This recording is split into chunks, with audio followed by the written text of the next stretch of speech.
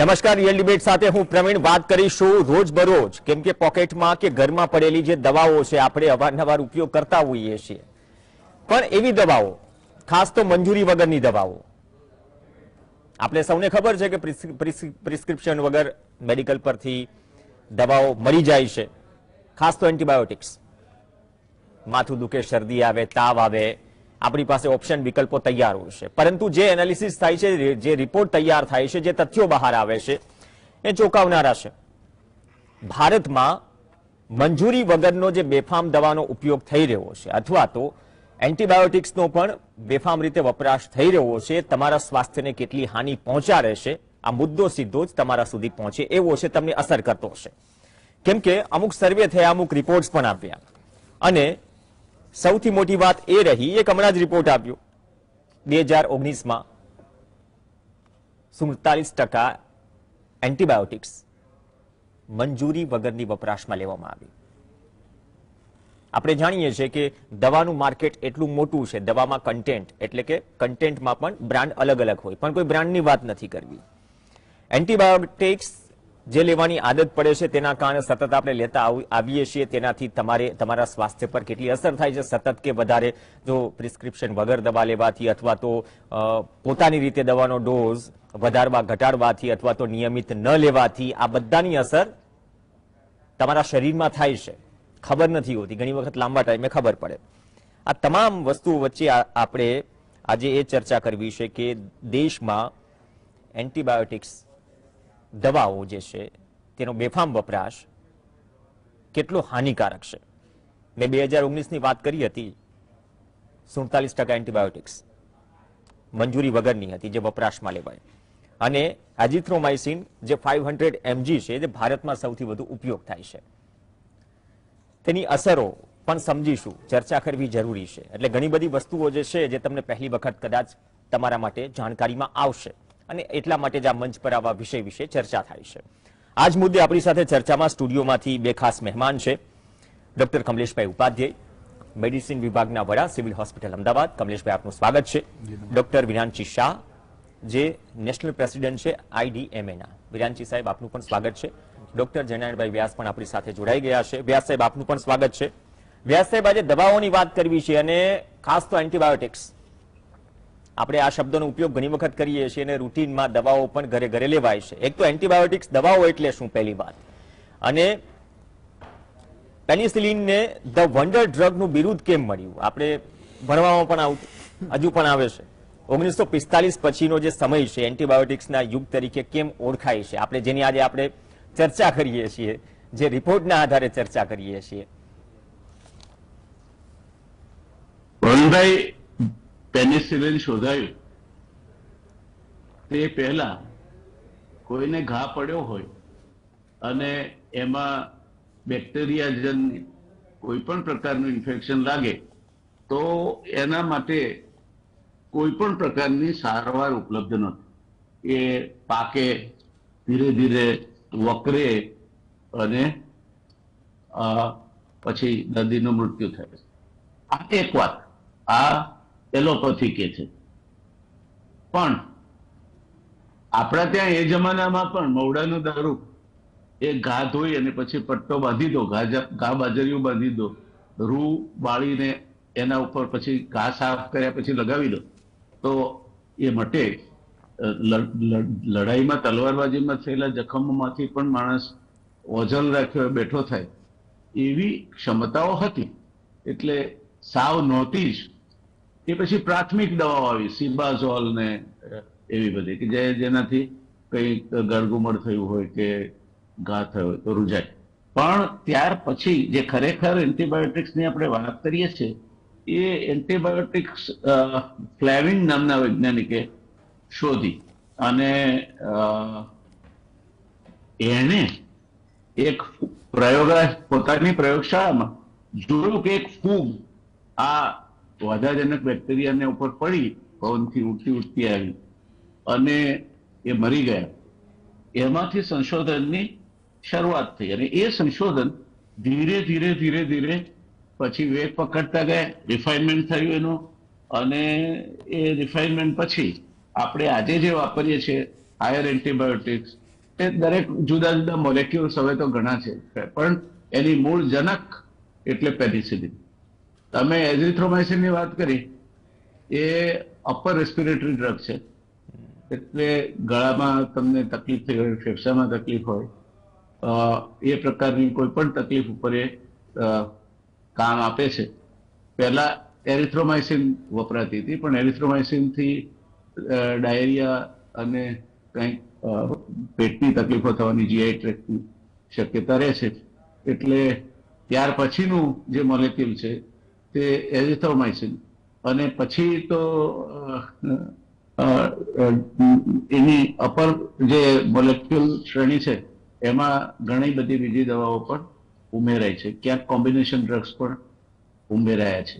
એટલે આ જે એન્ટીબાયોટિક દવાઓ છે તે મુખ્યત્વે બે જાતની દવામાં ભાગ પાડી શકાય આ હાયર ડોઝ દવામાં. એક એન્ટીબાયોટિક્સ અને એન્ટીવાયરલ. વાયરલ એ જીવ છે, વાયરસ છે એ એક સિંગલ કોષ જીવ છે, અને એના માટેની દવાઓ એ જુદી છે. બેક્ટેરિયા ઉપરની દવાઓ એ એન્ટીબાયોટિક્સ દવાઓ તરીકે ઓળખાવા માંડી, અને ત્યારથી આપણે એને એન્ટીબાયોટિક તરીકે જ ઓળખીએ છીએ. હવે આ પરિસ્થિતિમાં આપણે મૂળ મુદ્દો જે ચર્ચવો છે એ ચર્ચવો એટલા માટે છે કે આ દવાઓ જે લેવાય છે એ દવાઓની અસરકારકતા કેટલી. આપણે બજારમાંથી આપણી જાતે જ એઝિથ્રોલ ખરીદી લાવીએ, ગળામાં સહેજ દુખે છે, હવે તો લોકો કોવિડ ટેસ્ટ ના કરાવવો પડે તેટલા માટે પહેલા એઝિથ્રોલનો કોર્સ કરી નાખે છે. તો એ દવાઓ આપણી જાતે નહીં લેવી જોઈએ. We are not doctors. અને એ દવા બધાને મટાડે ને આપણને ન પણ મટાડે, રિએક્શન પણ આવે, એવું પણ બને. એટલે પહેલી વાત કે તમારી જાતે કોઈ પણ દવા લેવાનું પસંદ કરવાનું ટાળો. આ વાત આપણને લાગુ પડે છે કે જે લોકો ફિઝિશિયન એટલે જનરલ ફિઝિશિયન પાસે જવાની અથવા ફેમિલી ડોક્ટર પાસે જવાની ત્રેવડ ધરાવે છે. આજે ફેમિલી ડોક્ટર પણ 100 રૂપિયાથી ઓછું ચાર્જ નથી કરતા.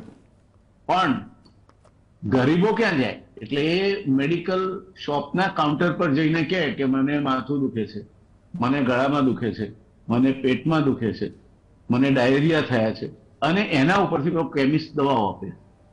હવે એની મજબૂરી સમજ જાય છે કે મેન્સરિયા એટલે ગુનો કરવાની બદ ઇરાદિત વૃત્તિથી નથી જતો. પેલો માણસ દવા આપે છે એની પણ એવી કોઈ વૃત્તિ નહીં હોય કે હું આને દવા આપું એટલે મારી દવાઓ વધારે વેચાય, મને નફો વધે. પણ સમાજમાં એક મજબૂરીને કારણે એવી પરિસ્થિતિ ઊભી થઈ છે કે સામાન્ય રીતે ગરીબ અથવા ગરીબીની રેખા નીચે જીવતો અથવા સામાન્ય રોજમજૂરી કરીને પોતાનું પેટીયું રેડવતો માણસ એ જનરલ પ્રેક્ટિશનરની ફી પણ એફોર્ડ નથી કરી શકતો. એને 100 રૂપિયા વધતા દવાઓ એની પાસે એની જોગવાઈ નથી હોતી. એટલે આ કેમિસ્ટ આધારિત એક નવું તંત્ર અસ્તિત્વમાં આવ્યું છે, અને it has become part of the system. કારણ કે નહીં તો ગરીબને તો બિલકુલ દવા નહીં. એટલે એક આ વર્ગ છે.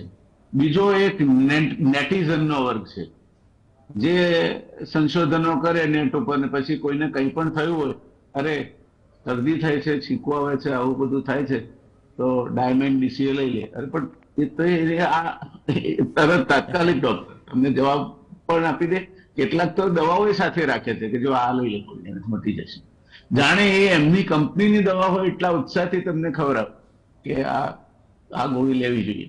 એટલે આ અનધિકૃત જે ડોક્ટરો છે, આમ તો અનધિકૃત મેડિકલ પ્રેક્ટિસ એ ગુનો છે, સજા જાજી નથી. એટલે બાપુનગરમાં પકડાય એ માણસ પાછો 5-7 અઠવાડિયા કે દિવસ પછી એ પાછો નરોડા બાજુ ક્યાંક કે આ બાજુ થલતેજ બાજુ ક્યાંક પાછો પોતાનો ધંધો ચાલુ કરી દેશે. એટલે એટલું મોટું આ તંત્ર છે કે એને કાયદો પહોંચી વળે નથી. ત્યાર પછી ત્રીજી વાત થઈ કે બનાવટી દવા. ગુજરાતનું ડ્રગ તંત્ર છે એની બહાર ઇજ્જત આબરૂ સારી છે, અને એટલા માટે ગુજરાતમાં બનેલી દવાઓ સામે બહાર જરા વધારે માનથી જોવાય છે. પણ એ દવાઓ જે પોપ્યુલર થાય એની ફેક્ટરીઓ અથવા તો એની મેકશિફ્ટ રેમશેકલ મેન્યુફેક્ચરિંગ અરેન્જમેન્ટ એ આગ્રામાં કોઈક ગેરેજમાં ચાલતી હોય કે યુપીમાં કે હરિયાણામાં કે અન્ય કોઈ જગ્યાએ એક નાની એવી ઓરડીમાં ચાલતી હોય અને એ બલ્કમાં વેચાઈ જાય છે. લોકો આ દવાઓને મોસ્ટલી મેડિકલ પ્રેક્ટિશનર્સને સપ્લાય કરતા હોય છે.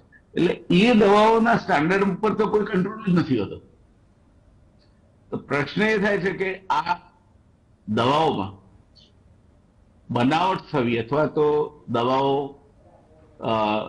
સબસ્ટાન્ડર્ડ, અને દવાઓ સબસ્ટાન્ડર્ડ એટલે એમાં જે બેઝિક ડ્રગ હોય જેને એક્ટિવ ઇન્ગ્રેડિયન્ટ કહે છે એ સબ ઓપ્ટિમલ કેમ હોય છે એના અનેક કારણો છે. અને તમારી પાસે બે ધુરંધર નિષ્ણાતો છે આ વિષયના, એટલે હું એમના એરિયામાં ટ્રેસપાસ નહીં કરું.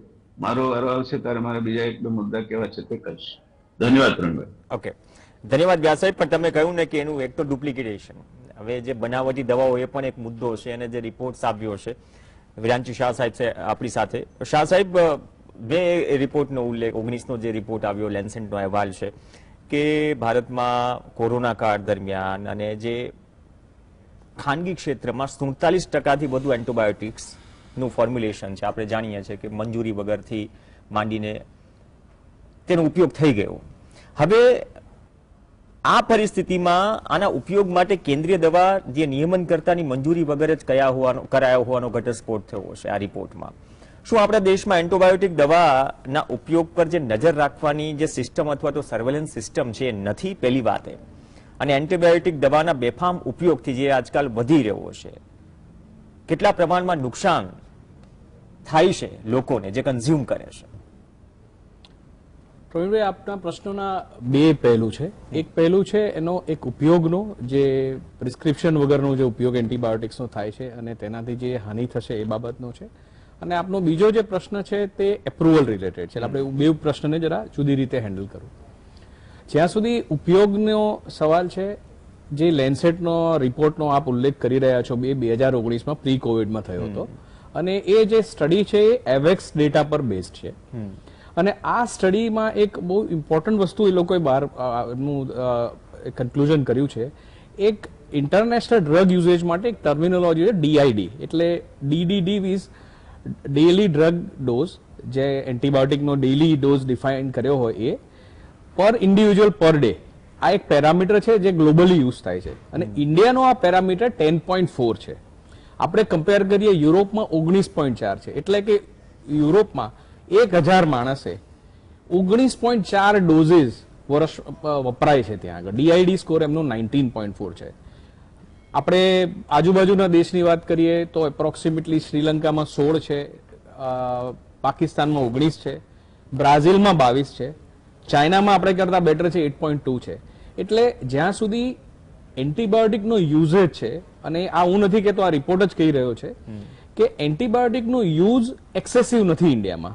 પણ ઇન્ડિયામાં જો એક મેજર ઇસ્યુ હોય તો ઓફ પ્રિસ્ક્રિપ્શન, એટલે કે પ્રિસ્ક્રિપ્શન વગર, જેમ જયનારાયણ ભાઈએ કીધું કે કોઈને કોઈ ઇન્ફેક્શન થયું છે તો આપણે આરટીપીસીઆર કોવિડ કર્યા વગર એઝિથ્રોમાઇસિનનો યુઝ સ્ટાર્ટ કરી દેવો, આ ટાઈપની પ્રેક્ટિસિસ કોમન થઈ છે, એસ્પેશિયલી કોવિડમાં.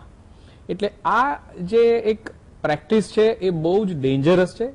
એના ડોક્ટર સાહેબ આપણી સાથે છે એટલે કદાચ વધુ સારી રીતે સમજાવી શકશે. પણ સબ થેરાપ્યુટિક ડોઝ કોઈ બી એન્ટીબાયોટિકનો લો, એનાથી એન્ટીબાયોટિકનું મેઇન કામ હોય છે બોડીમાં ડિફેન્સ મિકેનિઝમને સ્ટ્રેન્થન કરવી અને એન્ટીજન સામે એન્ટીબોડીઝને ડેવલપમેન્ટમાં હેલ્પ કરવું. આ આખા પ્રોસેસમાં સબ થેરાપ્યુટિક ડોઝ જાય, એટલે કે તમારે કોઈ દવા 5 દિવસ લેવાની છે, મોટાભાગના લોકો 2 કે 3 દિવસ લે, સિમ્પ્ટોમેટિક રિલીફ દેખાય એટલે એને બંધ કરી દે, અથવા તો જે ડોઝ પ્રિસ્ક્રિપ્શન મેન્ટેન કરવાનો છે ના કરે. આનાથી લાભ કરતા ઘણી વધારે હાનિ થાય છે બોડીને. એટલે યુઝેજ નહીં કરતા કંટ્રોલ યુઝેજ એ એક બહુ મોટો મુદ્દો છે ભારત માટે. એટલે આ વાત થઈ આપણે એન્ટીબાયોટિકના જે પ્રિસ્ક્રિપ્શન વગરના ઓફ ધી કાઉન્ટર યુઝની વાત થઈ. બીજો આપનો પ્રશ્ન હતો કે એ સ્ટડી એવું કહેવા માંગે છે, એવું આપણે સમજીએ છીએ કે 47% દવાઓ ભારતમાં વેચાય છે એ એપ્રુવડ નથી. પણ જો આ એ રિપોર્ટ આપણે ફરી ડિટેલમાં વાંચીએ તો એ લોકો જે સ્ટડી એવું કહે છે, ભારતમાં એક ફેડરલ સ્ટ્રક્ચર છે, એટલે એક સેન્ટ્રલ ગવર્મેન્ટ છે અને એક સ્ટેટ ગવર્મેન્ટ ઓથોરિટી છે. કોઈ પણ નવી દવા ભારતમાં ઇન્ટ્રોડ્યુસ થાય તો પ્રથમ 4 વર્ષ સુધી એને ન્યૂ ડ્રગ કહેવાય છે અને એનું એપ્રુવલ CDSCO એટલે કે ડ્રગ કંટ્રોલર ઓફ ઇન્ડિયાની ઓફિસથી થતું હોય છે. અને 4 વર્ષ પછી જે પણ એપ્રુવલ થાય તે સ્ટેટ લાયસન્સિંગ ઓથોરિટી કરતી હોય છે, જેમ કે ગુજરાતમાં food and drug control administration છે. એટલે એ રિપોર્ટનો તાત્પર્ય એ હતો કે 47% દવાઓ જે એમણે સ્ટડી કરી એ સેન્ટ્રલ ડ્રગ કંટ્રોલરે નથી એપ્રુવ કરી. પણ એનું મિનિંગ એવો નથી કે અનએપ્રુવડ છે, કારણ કે ભારતમાં એક બહુ સ્ટ્રોંગ ડ્રગ કંટ્રોલ મિકેનિઝમ છે, એક ઇવોલ્વ ઇન્ડસ્ટ્રી છે અને અનલાયસન્સ કે અનએપ્રુવડ ડ્રગ વેચવી અશક્ય છે. આપણો એક સ્ટડી થયો તો 2015માં આવું એક WHO ના એલિગેશન્સ ચાલતા હતા કે ભારતમાં બહુ બધી સ્પ્યુરિયસ એટલે કે નકલી દવાઓ વેચાય છે. લગભગ 42,000 સેમ્પલ 2 વર્ષ દરમિયાન દેશના જુદા જુદા ભાગમાંથી લેવા આવ્યા હતા અને ખાલી 0.4% જેટલા ડ્રગ્સ સ્પ્યુરિયસ હતા. એપ્રોક્સિમેટલી 4 to 5% જેવા ડ્રગ નોટ ઓફ સ્ટાન્ડર્ડ હતા, જે ઇન્ટરનેશનલ રેશિયોનો જે 6% છે એનાથી ઓછું છે. એટલે હું ખાલી એટલું એશ્યોર કરવા માંગુ છું કે ભારતની દવા ઇન્ડસ્ટ્રી રિસ્પોન્સિબલ છે, ઇન્ડિયાની જે ટ્રેડ મિકેનિઝમ છે એ બી રિસ્પોન્સિબલ છે અને અનએપ્રુવ ડ્રગ્સ નથી વેચાતા. આ માત્ર સ્ટેટ લાયસન્સિંગ ઓથોરિટી એપ્રુવ કરેલા છે. સર્વેલન્સ ને લઈને કદાચ એ રોટેશનમાં એ પ્રક્રિયા વર્ષોથી ચાલી આવી છે. તમે એ પ્રકારનો કાયદો છે કારણ કે આપણું ફેડરલ સ્ટ્રક્ચર છે. ઓકે કમલેશભાઈ, હવે તમારી પાસે આવું, કેમ કે આના ઉપયોગથી જે આડઅસરો પણ થાય છે અથવા અણસમજપૂર્વક કે જાતે જ પોતાની રીતે મન ફાવે એમ ઉપયોગ કરી લઈએ અથવા તો કન્ઝ્યુમ કરી લઈએ, તેના વિશે પણ વાત કરવી જરૂરી છે. બ્રેક માટે રોકાઈશું, કેમ કે પોતાની જાતે જ દવાના ડોઝ નક્કી કરી લઈએ, વધઘટ કરી લઈએ, એના કારણે જે શાહ સાહેબે જે વાત કરી એ ખરેખર તમને કેટલી હાનિ પહોંચાડે છે રોજબરોજના કેસમાં, તેના પર પણ ચર્ચા કરવી જરૂરી છે. બ્રેક માટે રોકાઈશું. બ્રેક બાદ ડોક્ટર કમલેશભાઈ ઉપાધ્યાય સાથે ચર્ચા.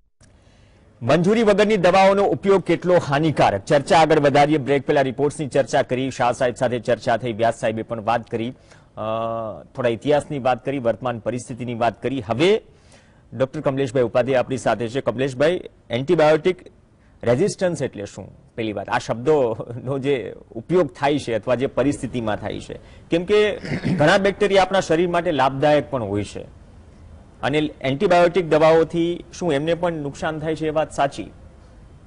જી નમસ્કાર સૌ દર્શક મિત્રોને. મારો કામ સેકન્ડ ઇનિંગમાં વારો આવે છે. 84 લાખ યોની કીધી છે, એમાં જે ઇન્ફેક્શન મેઇન જે કામ કરે છે હ્યુમન પર, માણસો પર, એવા 407 પ્રકારના છે. એમાંથી 70% ઇન્ફેક્શન ઝૂનોટિક, એટલે જે જંતુ મનુષ્ય, પ્રાણી, પશુ, પક્ષી, જળચર બધામાં વિસ્તરી શકે, ત્યાં રોગ કરી શકે, અહીં નહીં તો ત્યાં, ત્યાં નહીં તો ત્યાં, અને પોતાનું જીવન ટકાવી રાખે એવા 70% ઇન્ફેક્શન ઝૂનોટિક છે. આ એક વાત. જે ઓર્ગેનિઝમ્સ છે એમાં બેક્ટેરિયા, વાયરસ, ફંગસ, મલેરિયા જેવા પેરાસાઇટ ડિસઓર્ડર્સ અને કૃમિ જેવા પણ પેરાસાઇટિક ડિસઓર્ડર્સ બધા છે. અત્યારે માત્ર બેક્ટેરિયા પર કામ કરતી એન્ટીબાયોટિક માટે આપણે ચર્ચા કરવા માટે ભેગા થયા છે. એ 2 પ્રકારની હોય, બેક્ટેરિયો સ્ટેટિક દવાઓ અને બેક્ટેરિયો સિડલ દવાઓ. એટલે જે બેક્ટેરિયો સ્ટેટિક હોય એ પાંગળું કરી નાખે બેક્ટેરિયા, બેક્ટેરિયો સિડલ એને મારી નાખે. આ સાદી ભાષામાં. આ એન્ટીબાયોટિકનો યુઝ છૂટી ડબ્બામાં પણ મળે, લૂઝ પેકમાં મળે અને એક કેપ્સ્યુલને એલ્યુમિનિયમ ફોઇલ હોય એવી પણ મળે, બ્લિસ્ટર પેક પણ મળે. અમે ગુજરાત સરકારમાં PHC લેવલે કઈ કઈ દવાઓ રાખવી, CHC લેવલે કઈ રાખવી, ડિસ્ટ્રિક્ટ હોસ્પિટલ અને ટર્સરી કેર એના પણ લેવલ પાડ્યા છે કે બધી દવા બધે અવેલેબલ ના થાય. ત્યાંથી માંડી અને એન્ટીબાયોટિકનો જે બંને સાહેબ જનયાભાઈ અને બંને વાત કરી, શાહ સાહેબે, કે વાતે ધ્યાન રાખવાનું છે કે ડોઝ એન્ટીબાયોટિક જાતે ના લેવી. અમે સ્વાઇન ફ્લુ વખત જે એન્ટીવાયરલ ટેમીફ્લુ આવી હતી એ તો શિડ્યુલ એક્સ દવામાં આવતી હતી, એટલે 3 પ્રિસ્ક્રિપ્શન વગર ના મળે એવી પણ રચના સાહેબ જયારે હતા સ્વાઇન ફ્લુમાં ત્યારે આ રચના અમે કરી હતી, બધાને ના મળે એટલા માટે. ત્યાંથી માંડી અને પૂરતા ન પોસાય ઘણી વખત તો પૂરતા દિવસ ના લે દવાઓ, ત્યાંથી માંડીને જે 8-8 કલાકે કે 6-6 કલાકે અંતર લેવું જોઈએ એ ના લે, વજન પ્રમાણે ના લે. ગુજરાતમાં જીવનશૈલી આધારિત રોગો, ડાયાબિટીસ, બ્લડ પ્રેશર બધું વધારે છે એટલે ઇન્ફેક્શન થવાની પોસિબિલિટી વધારે છે. આ બેક્ટેરિયલ ઇન્ફેક્શન 2 પ્રકારના હોય, એક કમ્યુનિટીમાં લાગે, જ્યાં જ્યાં રોજબરોજની જિંદગીમાં, નોકરીના ધંધાના સ્થળે, સમાજમાં હરતા ફરતા બસમાં એમ લાગે એને કમ્યુનિટી એક્વાયર્ડ કહેવાય. અને જે દાખલ થયા પછી, હોસ્પિટલમાં દાખલ થયા પછી ચેપ લાગે, આઈસીયુમાં અથવા પેશાબની નળી મૂકી હોય, નાકની નળી મૂકી હોય, આપણે જે આઈવી બાટલા ચડાવીએ તો ત્યાંથી પણ વ્યવસ્થિત સ્વચ્છતા ના હોય તો ત્યાંથી પણ જંતુ અંદર ઘૂસે. આમ હોસ્પિટલ એક્વાયર્ડ એટલે હોસ્પિટલમાં દાખલ થયા પછી પણ હોસ્પિટલમાં જંતુઓની સંખ્યા વધારે હોય, ધ્યાન ના રાખીએ તો આપણને લાગી શકે. એક વ્યક્તિને આંતરાનું ઓપરેશન કર્યું હોય અને એકને માત્ર હાથ ઉપર ગુમડું થઈને કાપ્યું હોય, તો જ્યાં જ્યાં આંતરડું છે ત્યાં અનેક જીવો છે, અંદર બેક્ટેરિયા પણ છે જે કોમન સેન્સ કહે છે, જે અંદર આપણી સહજીવની સાથે સહજીવન માનતા હોય છે. એને આપણને ફાવી ગયા, આપણને એને ફાવી ગયા. આ બધાની વચ્ચે જો એન્ટીબાયોટિક ડોક્ટરને બતાવ્યા વગર જાતે, કેટલીક ડોક્ટરો પણ ઘણી વખત ઉતાવળ કરતા હોય છે, 100% વાત છે. કારણ કે શરૂઆતના 2 દિવસમાં જયારે વાયરસના લક્ષણો હોય ત્યારે માત્ર શરદી ખાંસી હોય, 2 કે 3 દિવસ રાહ જોઈ શકાય. અને જ્યાં સુધી બેક્ટેરિયાના લક્ષણ ના જાય ત્યાં સુધી એન્ટીબાયોટિક જરૂરત નથી. હમણાં સાહેબ સાથે વાત હતી, 22,000 કરોડનું એન્ટીબાયોટિકનું ટર્નઓવર હોય તો એમાંથી ઇરિથ્રોમાઇસિનનું 14,000 કરોડ, 1400 કરોડ એટલું ઇરિથ્રોમાઇસિનનું આખું ટર્નઓવર રહેશે. આ એક જ દવા છેલ્લા 2-3 વર્ષમાં યુઆરટી એટલે ગળું પકડાય એવા ઇન્ફેક્શનમાં વધારે વપરાતી હોય, લોકો જાતે લઈ લેશે. આ બધી હાનિકારક બાબતો છે. આની સાથે આપણો ખેતી પ્રધાન દેશ છે અને એના માટે એનિમલ એટલે કે ઢોરમાં, પશુમાં જે એન્ટીબાયોટિક વપરાય છે એ પણ એના વજન પ્રમાણે ન વપરાય, પૂરતી ન વપરાય, પૂરતા દિવસ ન વપરાય. અને બાઠું પાક્યું હોય એટલે કે મસ્ટાઇટિસ, ગાય કે ભેંસનું બાઠું પાક્યું હોય, જ્યાં દૂધ આવે છે ત્યાં એને ઇન્ફેક્શન હોય અને ડેરીના સેક્રેટરી અને વેચવાવાળા મળી ગયા હોય તો એને એવા મસ્ટાઇટિસવાળું દૂધ જો જાય ખોરાકમાં તો નુકસાન પણ કરે. અને કુલ મળીને એન્ટી માઇક્રોબિયલ રેઝિસ્ટન્સ એટલે કે આ દવા બીજી વખત જયારે જરૂર પડે ત્યારે કામ ના કરે. આ રેઝિસ્ટન્સના કિસ્સા પણ વધી રહ્યા છે. ત્યારે એન્ટીબાયોટિકનો વપરાશ જ્યુડિશિયસ રીતે થાય, જરૂર હોય ત્યાં જ થાય. ઘણા લોકોને ચણા મમરાની જેમ ખાવાની ટેવ હોય છે, જાતે લઈ લે, એમોક્સિસિલિન ખાઈ લે, એમ્પિસિલિન ખાઈ લે અને પોતે પાછા બીજાને ખવડાવે ખરા. અમુક 1.5 સ્વભાવ હોય તો આવી વખતે એ લોકો જાતને નુકસાન કરે છે, જેને સલાહ આપે છે એને નુકસાન કરે છે, વધતા સમાજને નુકસાન કરે છે. સમાજમાં જો જંતુ એન્ટીબાયોટિક રેઝિસ્ટન્સ થાય તો એવા કિસ્સામાં ભવિષ્યમાં પણ જંતુને એ દવાઓ કામ કરતી નથી, બીજી દવાઓ પાઇપલાઇનમાં રાખવી પડે. આજે દવાઓના રિસર્ચમાં એન્ટીવાયરસમાં જેટલું માર્કેટ છે, એન્ટીવાયરસમાં જેટલું રિસર્ચ છે, એટલી મલેરિયા માટે કે બીજા બેક્ટેરિયા માટે એન્ટીબાયોટિકમાં સંશોધન ઘણું ઓછું છે. એવા સંદર્ભમાં આવનારા 3-4 દાયકા પછી કદાચ નવી દવાઓ ન હોય તો આપણા નવી પેઢીનું મલેરિયામાં પણ મૃત્યુ થાય એવી સંભાવના રહેશે. તો જ્યાં એન્ટીબાયોટિકની વાત છે ત્યાં મહેરબાની કરીને જાતે ન લેવી, over the counter doctor medical store પરથી ન લેવી. આ વ્યક્તિગત માટે નહીં પણ સમાજના હિત માટે પણ જરૂરી છે. નહીં તો એન્ટીબાયોટિક રેઝિસ્ટન્સ વધે, એના કારણે થઈને એ દવા જોઈએ એવી અસરકારક કામ ના કરે. આઈસીયુની જયારે વાત કરીએ છીએ ત્યારે આઈસીયુમાં પણ ઘણી વખત કલ્ચર સેન્સિટિવિટી હમણાં સીડીસી સાથે અને ભારત સરકારના આઈસીએમઆર સાથે આવનારા 2-3 માસમાં એક હમણાં સાઇન કર્યા છે. હું સમાજમાં અને હોસ્પિટલમાં કયા કયા જંતુઓ છે, ઓર્ગેનિઝમ છે એનો સ્ટડી કરવા જઈ રહ્યો છું ગુજરાતમાં. ગુજરાત અને સીએમસી વેલુર સાથે અમે કરશું. હું અહીંયા ગુજરાતમાં પ્રિન્સિપલ ઇન્વેસ્ટિગેટર છું. ત્યારે આ કરવા જઈ રહ્યા છીએ અમે, કારણ કે આપણને આપણી પેટર્ન જાણવી છે. ગુજરાત પ્રોએક્ટિવ છે ત્યારે આજે એન્ટી માઇક્રોબાયલ રેઝિસ્ટન્સનો મોટા કાર્યક્રમો જે દેશભરમાં ચાલી રહ્યા છે એમાં ગુજરાતમાં પણ આપણે સહભાગી થઈએ છીએ, આપણે ધ્યાન રાખીએ છીએ. છતાં પણ હજુ આઈસીયુમાં ઘણી વખત કલ્ચર સેન્સિટિવિટી રિપોર્ટ જોયા વગર દવાઓ લખાવી અને ઓવરયુઝ ઓફ એન્ટીબાયોટિક્સ એ પણ કોમન હોય છે. પ્રોફાઇલેક્ટિક જેમાં ક્લીન સર્જરી હોય, કોઈ બિલકુલ દર્દી પ્લાન્ટ છે, ક્લીન સર્જરી છે જેમાં એન્ટીબાયોટિકના બહુ ઓછા ડોઝ સાથે તમે કરી શકો, તો એ બધી પણ પ્રેક્ટિસ વધે ઓછા એન્ટીબાયોટિક સાથે તો આ સમાજમાંથી એન્ટી માઇક્રોબિયલ રેઝિસ્ટન્સ જે છે, જંતુઓમાં જે રેઝિસ્ટન્સ છે એ ઘટે, એ આજની તાતી જરૂરિયાત છે. બહુ સારી વાત કરી કે અત્યારની પરિસ્થિતિ જે છે, કેમ કે અમુક જે શરીર માટે લાભકારક બેક્ટેરિયા પણ જે કદાચ આપણી જે ઇનર સ્ટ્રેન્થ છે, રોગ પ્રતિકારક શક્તિ છે, તેને પણ જો અસર પહોંચતી હોય તો તે પ્રિસ્ક્રિપ્શન વગર કે સલાહ વગર ન કરવું જોઈએ ડોક્ટરના. પણ વ્યાસ સાહેબ, અહીંયા જે રીતે શાહ સાહેબે વાત કરી, એક સ્ટ્રક્ચરની વાત કરી ઓવરઓલ પહેલા પાર્ટમાં, કે આપણા પાસે મતલબ દવાઓની પ્રોડક્શનથી લઈને મંજૂરીથી લઈને એક સ્ટ્રક્ચર છે, પણ વાર તહેવારે જે રિપોર્ટ્સ આવે છે, કે જે રિપોર્ટ્સની ચર્ચા થાય છે, આજે જે પણ અહેવાલ આપણે ચર્ચી રહ્યા છે 2019નો, અને એ સિવાય ગુણવત્તા એક મોટો વિષય રહ્યો છે અને પ્રશ્ન રહ્યો છે. તમે પહેલા સવાલમાં એ વાત ટચ કરી, પણ દવાઓની ગુણવત્તા એ અંગે આપનું શું માનવું છે? સમયાંતરે શું આ વાત ઉપર કામ થઈ રહ્યું છે, પણ અત્યારની સ્થિતિ શું છે? ફ્યુચર પ્લાનની પણ આગળ વાત કરીશું જો દવાની ગુણવત્તાની વાત કરવામાં આવે. ગુણવત્તા અંગેની કોઈ પણ બાબતને હળવાશથી રહેવાય નહીં, કારણ કે તે માણસના જીવન સાથે સીધી જોડાયેલી છે. એમાં જીવન અને મૃત્યુ બેની વચ્ચે માણસ જ્યારે ઝૂલતો હોય તેવે સમયે જો દવા સ્પુરિયસ હોય એટલે બનાવટી હોય અથવા તો એનો રેઝિસ્ટન્ટ હોય તો આપણે માણસ ખોઈ બેસીએ છીએ. પણ કોઈ પણ વિદેશમાંથી રિપોર્ટ આવ્યો એટલે આપણે બિલકુલ આંખો મીચીને તૂટી પડીએ છીએ એના ઉપર. એટલે આપણે લગભગ આજના મીડિયામાં બધા ખંખોળ્યા તો મોટા ભાગે ભારતમાં 60% દવાઓ બધી બિન સ્ટાન્ડર્ડ હોય છે અને હલકી ગુણવત્તા વાળી હોય છે. હવે એ લખવાની ક્ષમતા કેટલી એ હું વિચારતો હતો, કારણ કે આપણે દુનિયામાં વોલ્યુમની દ્રષ્ટિએ 3જા નંબરે છીએ ફાર્માસ્યુટિકલ ફોર્મ્યુલેશનમાં, અને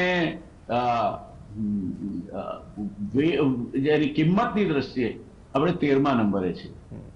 અમેરિકાથી માંડીને યુરોપ સુધી આપણી જનરિક દવાઓ બિલકુલ પ્રચલિત છે. આફ્રિકન દેશોમાં એઇડ્સથી માંડીને ઘણી બધી દવાઓ આપણે જો સારા ભાવથી ઉપલબ્ધ ન કરી હોત, અસરકારક ન હોત તો એ નાકામયાબ ગઈ હોત. પણ તમે એમ ધારી લો કે આ દેશમાં એક જ ડ્રગ કમિશનર છે અને રાજ્યના ડ્રગ કમિશનરનો કોઈ રોલ જ નથી, તો you are not studied this country.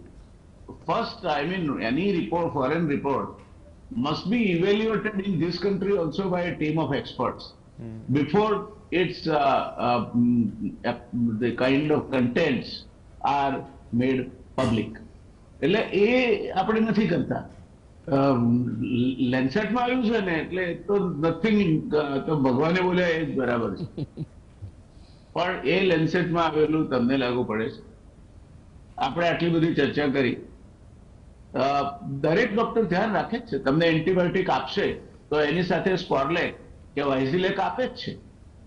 ના આપે તો ખ્યાલ તમારે રાખવો પડે કે સાહેબ આની સાથે બીજી દવા લેવાની હોય છે, એ રહી ગઈ કે શું પૂછી જોવાય. એમાં જરૂરી ના હોય તો ના આપી હોય ડોક્ટરે. પણ ડોક્ટર્સની ક્વોલિટી ઇન્ડિયાના એ એટલી બધી મજૂરી કરીને આવે છે કે સિવિલમાં કામ કરીને ડોક્ટર આવતો હોય કે વીએસમાં કામ કરીને આવતો હોય કે મુંબઈની મોટી હોસ્પિટલોમાં કંઈ કામ કર્યું હોય તો એ ચંદ્ર પર પણ ચાલે. અને એટલા માટે કાલના ડિબેટમાં જ કોઈ ભાઈ કહી રહ્યા હતા, અમારા વન ઓફ ધ પેનલિસ્ટ, કે બ્રિટનમાં એ લોકો પહેલી તપાસ કરે કે ઇન્ડિયન ડોક્ટર કોણ છે અને their preference is for Indian doctor. અચ્છા, સ્કેન્ડિનેવિયન કન્ટ્રીઝમાં એ લોકો જે રીતે ઇન્જેક્શન આપે છે એટલી ગંભીરતાથી તો આપણે ઓપરેશન નથી કરતા. આમ રાખી સીધું નામ થાક દઈને મારે. આપણો ડોક્ટર આરામથી ઇન્જેક્શન આપી દે છે. એટલે ત્યાં પણ ભારતીય doctor people feel comfortable. Chinese dentist have card out there on image. એટલે આપણા ત્યાં બધું સબસ્ટાન્ડર્ડ છે, ખરાબ ચાલે છે ને એ પૂરતા અભ્યાસ વગર. પહેલી વસ્તુ તો આને ઈડમાં કે બીજી કોઈ સંસ્થાએ રિપોર્ટને હથિયાવી અને એનું ઇન્ડિપેન્ડન્ટ પેનલ પાસે એનું વેઇટેજ કરાવવું જોઈએ કે આમાં ક્ષતિઓ શું છે અને ક્યાં આપણે એને ગંભીરતાથી લેવું જોઈએ, ક્યાં નહીં લેવું જોઈએ. બાકી ગમે તે વસ્તુ આવીને આપણે કહીએ કે હવે તો આ દેશમાં તો 45% દવાઓ તો ગુણવત્તા વગરની હોય. What nonsense. જો એવો હોત તો દુનિયામાં આટલું બધું એક્સપોર્ટ દવાઓનું આપણે કેમ કરતા? હા, આપણા ત્યાં દવાઓ બનાવટી બને છે, એના સ્પેશિયાલિસ્ટ રાજ્યો પણ છે અને એ આખો વ્યવહાર રોકડામાં ચાલે છે. પણ એ દવાઓ બને છે એનું એક બીજું કારણ એ પણ છે કે આપણે લગભગ $4 અબજ ફાર્માસ્યુટિકલ ઇન્ગ્રેડિયન્ટ્સ, એક્ટિવ ઇન્ગ્રેડિયન્ટ્સ એ ચાઇનાથી ઇમ્પોર્ટ કરીએ છીએ અને મોંઘા હોય, સ્વાભાવિક છે. એટલે સબ ઓપ્ટિમલ ડોઝ નાખો, કાં તો કંઈક વળતું જ કરવું. કેટલીક જગ્યાએ એક આખું તંત્ર ચાલે છે જે એક્સપાયરી ડેટ વાળી દવાઓ લઈ લે છે અને એના ઉપર એક્સપાયરી ડેટ બદલી નાખે છે. એટલે these are all human weaknesses. You cannot blame them on the drug industry as such. It has done wonders. અને આપણા દેશ માટે ડ્રગ્સ અને ફાર્માસ્યુટિકલ ઇન્ડસ્ટ્રીનું પ્રદાન એ ગૌરવપ્રદ છે. એટલે આપણે તરત કંઈક વિદેશમાં કહ્યું એટલે આપણે આપણા લોકોને દોષી જાહેર કરી દઈએ. મને લાગે છે કે હજુ સુધીની એ પેલી કોલોનિયલ એટીટ્યુડ છે આપણી દરેક ક્ષેત્રમાં, એ બરાબર નથી. આપણે પણ we have arrived on this earth અને અનેક દેશોમાં આપણી દવાઓ અત્યંત સન્માનપૂર્વક લેવાય છે. અને આપણા ડોક્ટરો પણ પ્રેફર્ડ ડોક્ટર્સ છે, કારણ કે એ મજૂરી કરીને બહાર આવે છે. સીધા એનો ક્લિનિકલ લોડ જેને કહેવાય. મને હમણાં એક મિત્ર સાથે વાત થઈ, મને કે કઈ મજા નથી આવતી પાછા આવું. કેમ? એટલે હું એ ફિઝિયોથેરાપિસ્ટ છે, તો કે ત્યાં હું રોજના 50+ પેશન્ટ જોતો હતો, અહીંયા 3 આવે છે. હવે આ પરિસ્થિતિ પણ છે દુનિયામાં અને એ પરિસ્થિતિ છે માટે ત્યાં ડોક્યુમેન્ટેશન ઇઝ મોર ઇમ્પોર્ટન્ટ. કોઈ પણ ગમે તેવો હોશિયાર ડોક્ટર હશે, તમને અમુક રિપોર્ટ નહીં આવે ત્યાં સુધી હાથ નહીં અડાડે. તમે મરતા હો તો મરો. Because the medical insurance is the draconian figure અને એ પછી જ તમારો ઉપચાર ચાલુ થાય. અને શનિ રવિ કામ નહીં કરતો હોય તો બિલકુલ આપણે કમલેશભાઈને મધરાતે ફોન કરીને જગાડી શકીએ અને રવિવાર હશે તો પણ તમને કંઈક નું કંઈક સજેસ્ટ કરશે, પછી કહે છે સોમવારે આવી જાઓ. પણ ત્યાં શનિ રવિ ડોક્ટર કામ નથી કરતા. મારે સ્ટોકહોમમાં એક ડોક્ટરને બોલાવો જરૂરી બન્યો. શરદી હતી, થોડું ગળામાં દુખતું હતું, તો એને દવા તો એ જ આપી. ઇટ વોઝ એઝિથ્રોલ અને પેરાસેટામોલ. પછી એને મને એક સલાહ પણ આપી કે look gentlemen, today is Wednesday. I hope that you should be all right by next 2 days. But should you have any problem on weekends, that is Saturday, Sunday, I don't work. So please don't disturb me. There is a kilometer down the road, government hospital. So you go there. They are equally competent to treat you.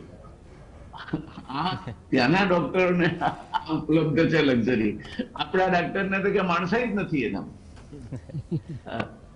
1 વાગે માણસ મરતો હતો ને લઈને ગયા તો અડધા કલાકે તો સાહેબ ઉઠ્યા, પણ પેલો પણ માણસ છે, એને પણ માણસ ને જે કઈ તકલીફ હોય બધી જ તકલીફ હોય એને લાગુ પડે. ડોક્ટર છે એટલે કઈ સુપર હ્યુમન છોડે. એટલે આપણા ત્યાં પ્રેક્ટિસ કરવી લ્યુક્રેટિવ છે, no doubt about it for some, કે જેની 15 દાડે અપોઇન્ટમેન્ટ મળે, 1.5 કિલોમીટર લાંબુ પ્રિસ્ક્રિપ્શન લખે અને પહેલી વખતના 5,000 ને પછી ધીરે ધીરે થોડા ઓછા કરીને 3,000, પછી પાછા 5,000. એટલે આવું બધું અહીંયા પણ ચાલે જ. પણ એ લોકોએ બિચારા રેડિયોલોજીસ્ટ હોય 1.5 કરોડ રૂપિયા આપ્યા હોય હવે એમને ક્યાંક લોનના હપ્તા ભરવાના હશે. એટલે આ બધા સોશિયલ ઇવિલ્સ છે. આઈ એમ નોટ જસ્ટિફાઈંગ કે તમે કેપિટેશન આપીને ભણો, પણ તમે સરકારમાં ક્વોલિફાય ન થયા, એટલા બ્રિલિયન્ટ નહોતા એ વાત તો સ્વીકારો છો. હવે આપણે પહેલી છાપ એવી ધરાઈએ છીએ કે સરકારી હોસ્પિટલમાં નહીં જવું. અનુભવ એનાથી ઉલટો થાય છે. તમે ઘણા મોટી હોસ્પિટલો, પ્રાઇવેટ હોસ્પિટલોમાં સિમ્પલી એઝ એન ઓબ્ઝર્વેશન ઘણી જગ્યાએ જોયું છે કે રાતની ડ્યુટીમાં ફિઝિશિયન નથી હોતા, BAMS કે એ જાતના ડોક્ટર પણ હોઈ શકે. દરેક જગ્યાએ નથી હોતા, પણ એ લોકોને પણ તક મળે છે રાત દરમિયાન કામ કરવાનું. એટલે આ બધી બાબતો આપણે બહુ ઝડપથી હજુ પણ ગુલામી માનસમાંથી બહાર નથી આવતા. લેન્સેટે કીધું સો વોટ, આટલા દેશોમાં અમે એક્સપોર્ટ કરીએ છીએ. USFDA ની મંજૂરી હોય એવી ફેક્ટરીઓ છે અમારા ત્યાં, WHO ની મંજૂરી હોય એવી ફેક્ટરીઓ છે અમારા ત્યાં, અને જે કંપનીઓ અમને કામ આપે છે એ કંપનીઓ પણ અમારો તેલ પાઈને એરંડિયું બહાર કાઢે છે. તો તમે once should cause the summer. એટલે આપણે જે સારું કરીએ છીએ બધાને અભરાઈએ ચડાવી દેવાનું. અને આ ગેરસમજથી દોરાયેલો રિપોર્ટ છે કે આખા દેશનો એક જ ડ્રગ કમિશનર છે એ અપ્રૂવ કરે છે અને પછી બાકીના કંઈ અપ્રૂવ નથી કરતા. સ્ટેટ ડ્રગ એડમિનિસ્ટ્રેશન આખું આ ધંધો જ આ કરે છે, રિન્યુઅલ કરી આપવાનું.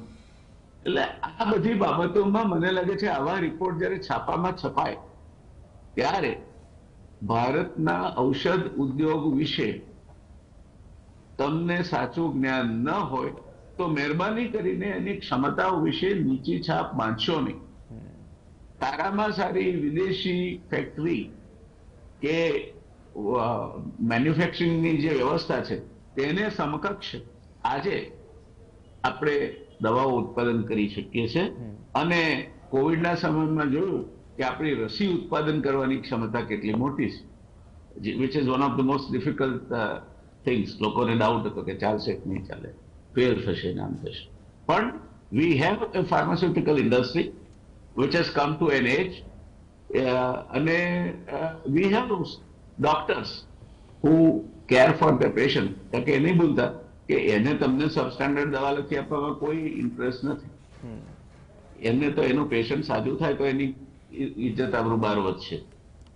એન્ડ યટ દેર આર જે પેલા અંગૂઠા છાપ પ્રેક્ટિશનર્સ છે, અલ્લાહ તેરો નામ કે એ ડોક્ટરોની તંગી છે માટે છે. ગામડાઓમાં મોટરસાયકલ પર ગામડે જઈને એ લોકો પેશન્ટોને તપાસે છે. અમારા સિદ્ધપુરમાં એક ડોક્ટર હતા, તો કોઈ પણ પેશન્ટ જાય એટલે 2 ઇન્જેક્શન આપે. તો પેલા ધૂપસળી કરે, માતાજી બધું મટાડી દેશે, પછી 2 ઇન્જેક્શન આપે. એ મને લાગે ડિસ્ટિલ વોટરનું આપતો છે, કારણ તો 2 ડિસ્ટિલ વોટરનું આપતા છે. અને બરાબર ટ્રીટ કરી એટલે એના ડોઝ પણ બધા એવા છે કે એમાં સામાન્ય રીતે રોગ રહે નહીં, જતો રહે. પણ એની એક ખાનદાની હતી કે દર્દી ગુજરી જાય તો પછી એના ત્યાં ભજનમાં પણ પેટી બાજુ લઈને જતા હતા નાતે. એટલે પેલી જે આપણે ત્યાં એક પ્રચલિત ટેગલાઈન છે ને, જિંદગી કે સાથ ભી જિંદગી કે બાદ ભી, એવા એટલું પણ છે આપણે તે. I would firmly say, having experienced this sector as industry's man, guided some PhD students on this, and having been the health minister of this state, I have a certain amount of healthy respect for our sector. And I personally believe that such kind of reports should not be circulated. આમાં તમને thrill સિવાય કંઈ મળવાનું નથી. તો શું કરો, હવે ખોટી થ્રીલ ઊભી કરો છો. તમે 10 દિવસ 15 દિવસ પછી તમારા સેન્ટ્રલ ડ્રગ કમિશનરની કોમેન્ટ માંગો અને એ કોમેન્ટ સાથે કરો, શું વાંધો છે? પણ એ નથી કરતા. ઈડમાને પૂછો, બીજાને પૂછો, ભાઈ તમારા વિશે આવું કેમ કહેવાય છે? તો કોર્ટમાં પણ જે આરોપી હોય એને બચાવ કરવાની તક અપાય છે. આપણે તો સીધું જજમેન્ટ ફટકારી જ દઈએ, એ ન ચાલે. So I think I would still say this needs a lot of correction, understanding, and I have always carried a healthy respect for our doctors and also our drug manufacturers. Thank you, brother. Okay. Shah સાહેબ, એક તો એસેસમેન્ટની વાત થઈ રિપોર્ટના, પણ assessment સાથે સાથે આપણે એન્ટીબાયોટિક્સની પણ વાત કરીએ છીએ તો મોટાભાગના દર્દીઓમાં ટાઇફોઇડ માટે જે ફ્લોક્સોસિસ અસરકારક રહી નથી. હવે 24 થી વધુ એન્ટીબાયોટિક્સ દવાઓ બેક્ટેરિયા પર બિન અસરકારક થઈ ગઈ છે, વાત સાચી? આપણે એવું પણ સાંભળવા અથવા તો અભ્યાસમાં મળે છે. જો આ વાત સાચી હોય તો એન્ટીબાયોટિક્સનું ભવિષ્ય આપ કઈ રીતે જોઈ રહ્યા છો? આપણે જો આ લેન્સેટ રિપોર્ટની જે એક વાત કરીએ તો એમાં ઉલ્લેખ છે કે ટોટલ 168 જુદા જુદા પ્રકારની એન્ટીબાયોટિક્સ જે સમયે આ સ્ટડી થયો એ સમયે એમણે નોટ કરેલો છે ઇન્ડિયામાં. એટલે સામાન્ય માણસે સમજવું જોઈએ કે જે એન્ટીબાયોટિક્સ માર્કેટમાં અવેલેબલ છે એ upper respiratory tract, lower respiratory tract, intestinal tract, urinary tract, બધી જુદી જુદી જગ્યાઓ માટે જુદી જુદી ટાઈપની એન્ટીબાયોટિકનો ઉપયોગ હોય છે.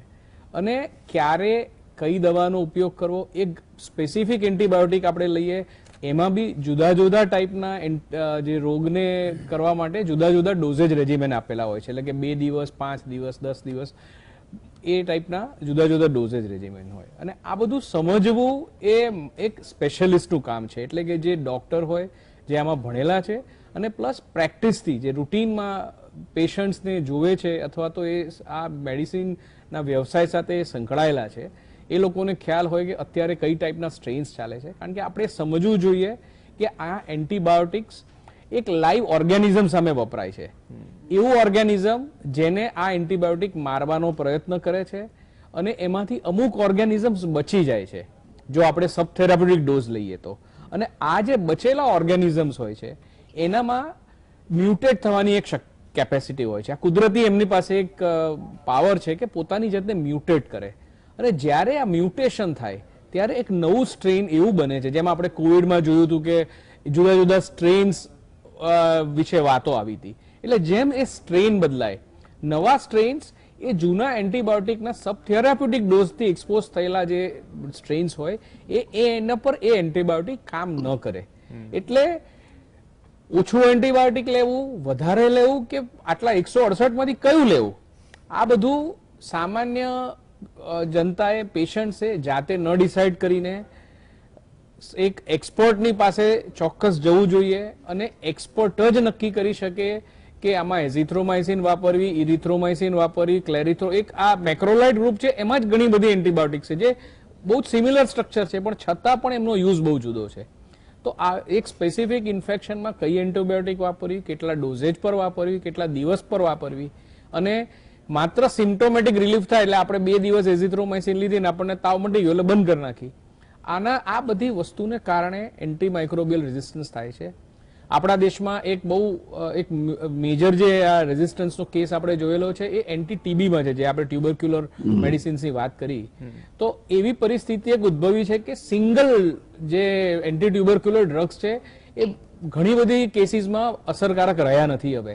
એટલે પોલીપિલ્સ ચાલુ થઈ છે કે જેની અંદર આપણે ડોટ્સ અને જે બીજી થેરપી સમજીએ છીએ જેમાં મલ્ટિપલ એન્ટી ટ્યુબરક્યુલર ડ્રગ્સનો ઉપયોગ કરવામાં આવે ત્યારે એ ઇફેક્ટિવ થાય છે. તો આવી પરિસ્થિતિ, જેમ ડોક્ટર ઉપાધ્યાય સાહેબે કીધું, ભવિષ્યમાં વર્ષોમાં નોર્મલ એન્ટીબાયોટિકમાં બી આવી શકે કે એક સ્પેસિફિક એન્ટીબાયોટિક કામ નહીં કરે, તમારે પોલીપિલ્સ લેવી પડશે. એટલે મલ્ટિપલ એન્ટીબાયોટિક કે એન્ટીબેક્ટેરિયલના એક આપણે જેને કહીએ ને કોમ્બિનેશન્સ લીધા સિવાય ટ્રીટ નહીં થઈ શકે. આવી પરિસ્થિતિ ન થાય એના માટે એક નમ્ર અપીલ હું કહી શકું કે હું મારા તરફથી કરું છું કે બને ત્યાં સુધી એન્ટીબાયોટિક્સનો ઉપયોગ માત્ર ને માત્ર એક ડોક્ટર જે એક્સપર્ટ હોય એની જે સુપરવિઝન સિવાય ન કરવું જોઈએ. એ નહીં કરીએ તો આપણી સોસાયટીમાં એન્ટીમાઇક્રોબિયલ રેઝિસ્ટન્સનું જે આપણને ટ્યુબરક્યુલોસિસમાં આજે જોવા મળ્યું છે કદાચ કાલે બીજા ઘણા બધા રોગોમાં જોવા મળશે. અને ત્યારે એને મેનેજ કરવું બહુ અઘરું થઈ જશે. એટલે ચોક્કસ એન્ટીબાયોટિક એન્ટીમાઇક્રોબિયલ રેઝિસ્ટન્સ એને કહેવાય છે, AMR, એ બહુ એક સિરિયસ મુદ્દો છે. સેન્ટ્રલ ગવર્મેન્ટ, જે DCGIની ઓફિસ છે, ઇન્ડસ્ટ્રી, અમે બધા સાથે કામ કરી રહ્યા છે આ વસ્તુને કેવી રીતે આપણા દેશમાં એને રિયાલિટીના ફોર્મમાં કરી શકીએ. કઈ રીતે એના પ્રિસ્ક્રિપ્શન્સ પર તમે જોશો દરેક એન્ટીબાયોટિક પર એક વોર્નિંગ લખ્યું છે, શેડ્યુલ H કે H1ની, કે આ દવા પ્રિસ્ક્રિપ્શન પર જ ડિસ્પેન્સ થઈ શકે. પ્રેક્ટિકલી એવું થતું નથી, એના ઘણા બધા રીઝન્સ છે. તો કેવી રીતે આપણે એવું એન્શ્યોર કરીએ કે આ મેડિસિન્સ માત્ર પ્રિસ્ક્રિપ્શનથી ડિસ્પેન્સ થાય અને પેશન્ટ્સમાં એક જાગૃતતા આવે કે જો હું આ નહીં લઉં તો ક્યાંક હું મારી જાતને શોર્ટ ટર્મ બેનિફિટ આપું છું. આ અત્યારે જે મને ઇન્ફેક્શન થયું છે એમાં તો હું રોગ મારો મટી જશે, પણ લોંગ ટર્મમાં હું એવી પરિસ્થિતિમાં આવું છું કે આ જ ઇન્ફેક્શન ફરી થશે તો આ એન્ટીબાયોટિક મારા બોડી માટે કામ નહીં કરે. આ વસ્તુ વિચારીને એન્ટીબાયોટિકનો યુઝ કરવો જોઈએ. ઓકે, આ જ મુદ્દો ડોક્ટર કમલેશભાઈ ઉપાધ્યાય કે એક તો એન્ટીબાયોટિક્સ દવાનો ઉપયોગ અને તેની સાઇડ ઇફેક્ટ્સને લઈને થોડી સલાહ દર્શકો માટે, કેમ કે એ જરૂરી છે. આપણે રૂટીનમાં હવે ઘડાઈ ગયું છે આ વાત, આપણે સમજીએ છીએ કે પ્રિસ્ક્રિપ્શન વગર પણ દવા આપણે કન્ઝ્યુમ કરીએ છીએ, કોઈ વધારી પણ ઘટાડી પણ દઈએ છીએ આપણી રીતે. તો એને લઈને ખાસ સલાહ તમામ લોકો માટે જે આ શો જોઈ રહ્યા છે. એક સાદી વાત કરું, આજે ક્વિનોલોન્સ એટલે કે સિપ્રોફ્લોક્સાસિન ને એ પ્રકારના ગ્રુપની દવા છે, તેમાં આજે સાધારણ કાર્ટિલેજ હોય છે એને નુકસાન થતું હોય છે.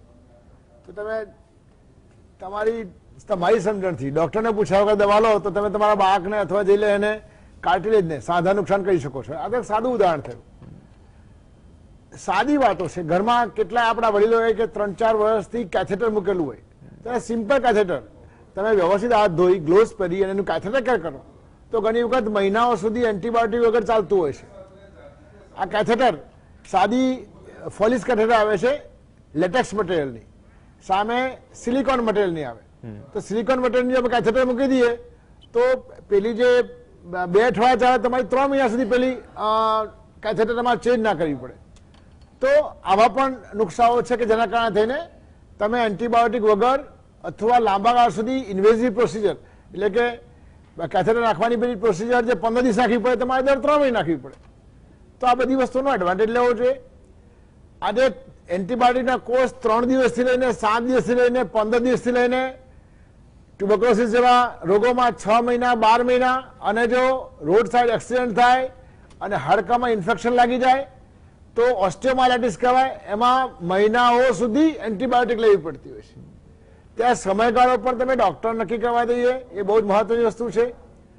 અને મહત્વની વાત, પ્રોફાઇલેક્ટિક એન્ટીબાયોટિક્સ ઘણા આપતા હોય છે કે કશું તકલીફ નથી છતાં પણ પ્રોફિલાક્સિસના ભાગરૂપે એન્ટીબાયોટિક જાય છે, એ પણ ખોટી વાત છે.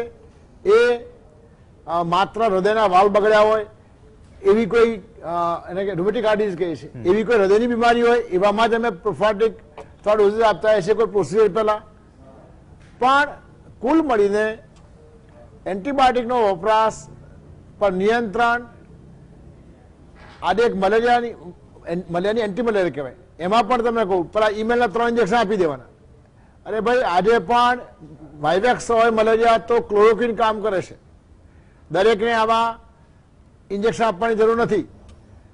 જ્યાં જ્યાં ભારત સરકારના પ્રોટોકોલ છે એમાં એન્ટીબાયોટિક્સની વાત હોય, એન્ટી મલેરિયાની વાત છે, એ પ્રોટોકોલને દરેક ડોક્ટરોએ વળગી રહેવું જોઈએ. એ જનરલ પ્રેક્ટિશનર હોય, ફિઝિશિયન સાદા હોય કે આઈસીયુમાં કામ કરતા હોય, જે પ્રોટોકોલ્સ છે એને વળગી રહેવું બહુ જ જરૂરી છે.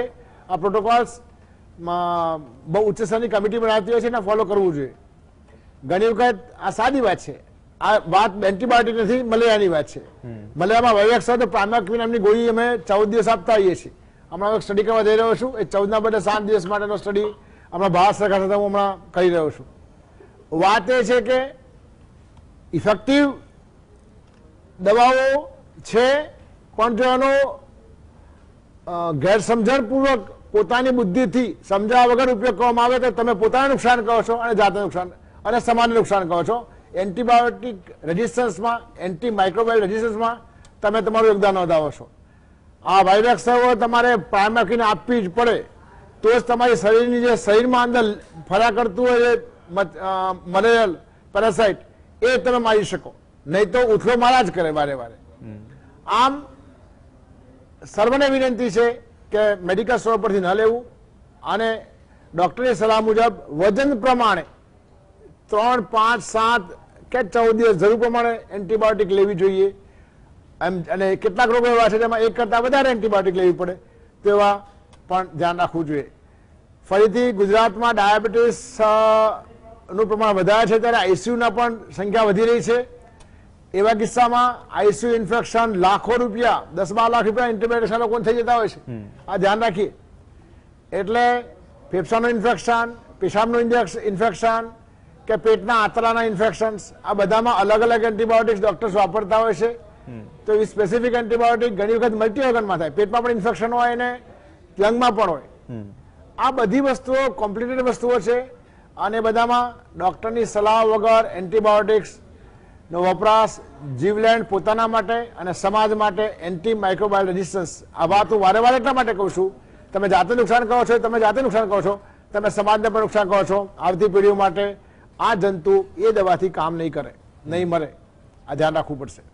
ઓકે, જે આજનો વિષય હતો એન્ટીબાયોટિક્સનો એક સમજણ વગર ઉપયોગ કરવો અથવા સલાહ વગર ઉપયોગ કરવો અથવા બેફામ ઉપયોગ કરવો, પોતાની રીતે ડોઝ નક્કી કરી નાખવો, એક રિપોર્ટ ચલો સેન્ટેન્ટો રિપોર્ટ છે પણ એનું એસેસમેન્ટ થવું જોઈએ, સાથે સાથે ગુણવત્તા લઈને જો સવાલ હોય તો એક વિશ્લેષણ થવું જોઈએ અને ખરેખર આ રિપોર્ટમાં તથ્ય કેટલું છે અથવા તો આંકડાઓ સેમ્પલિંગના આધારે કયા સર્વે કયા બેસિક્સના આધારે રજૂ કરાયા છે. અને જો ચિંતાજનક હોય તો એ પણ થોડી ચિંતા છે કે આંકડાઓ વિશે થોડું તારણકણ કાઢવામાં આવે. પણ એક વાત ક્લિયર છે કે ગુણવત્તા છે દવાની, પણ સમજણ સાથે ડોક્ટર્સની સલાહ વગર જો આપણે એન્ટીબાયોટિક્સનો બેફામ ઉપયોગ કરતા રહીશું તો ન માત્ર અત્યારે જે ત્રણેય નિષ્ણાંતોએ જે વાત કરી કે આવનાર સમયમાં આપણે હોય કે પછી આપણો પરિવાર, કુટુંબ કે સભ્ય સમાજ, તેને પણ નુકસાન થશે. દવા ખરાબ નથી, પણ તેનો ઉપયોગ નિયમ પ્રમાણે ન કરીએ તો તે તમને નુકસાન ચોક્કસ કરશે. એન્ટીબાયોટિક્સની વાત કરીએ. ધન્યવાદ વ્યાસ સાહેબ, ચર્ચામાં જોડાયા. શાહ સાહેબ આપનો પણ ધન્યવાદ અને ઉપાધ્યાય સાહેબ આપનો પણ ધન્યવાદ. એન્ટીબાયોટિક્સ ઉપર ચર્ચા હતી પણ એવી વાતો થઈ જે કદાચ દર ઘર સુધી પહોંચી અને આ વાતોમાંથી કંઈક એવી બાબત જાણવા મળી જેની ખરેખર તાતી જરૂર છે. નમસ્કાર.